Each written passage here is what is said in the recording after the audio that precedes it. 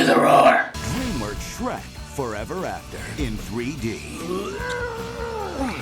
I was pretty excited for this movie. Now, the trailers, I have to admit, were absolutely terrible.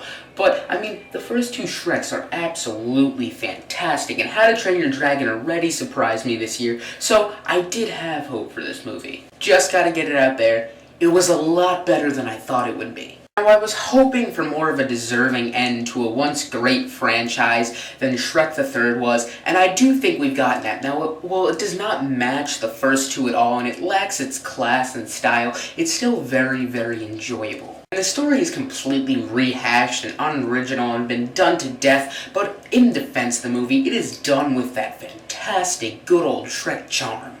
What saves this movie and makes it rise above all the other bad components are the characters, who prove to be incredibly endearing and are just fan-freaking-tastic. With the three major stars, Cameron Diaz, Mike Myers, and Eddie Murphy, not finding any critical or box office success lately, I would find it easy to say that they were just in this movie for the paycheck, because they knew that no matter what, this series would make them some serious bucks.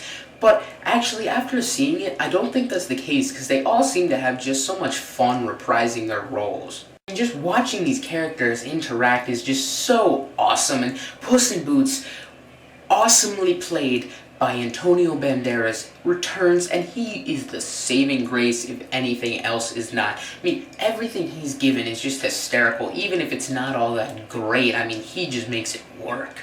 I was never really surprised with what was going on screen, and some of the dialogue was just cringe-inducing. Now, it did lose a lot of the emotional resonance carried so greatly by the first two, which makes it almost dramatically unconnectable. Overall, Shrek Forever After has its ups and it has its downs, never reaching its full potential, but has a lot more genuine comedy than maybe the third. All the actors are just incredibly charismatic and just fun to watch on screen and in 3D. Unfortunately, Shrek 4 is incredibly predictable and the story is just so cliché. But I very highly recommend you see this movie. Don't go in with incredibly high hopes, and I think you'll have a lot of fun. If nothing else, just go to see the movie for Shrek and Donkey and Puss in Boots. I of course have to give a special mention to Walt Dohrn for playing a fantastically creepy and awesomely charming Rumpelstiltskin. But I'm in a good mood. I'll give this movie an 8. I highly recommend it if you enjoyed the series, and I highly recommend it if you were disappointed by the third, because it's definitely an improvement.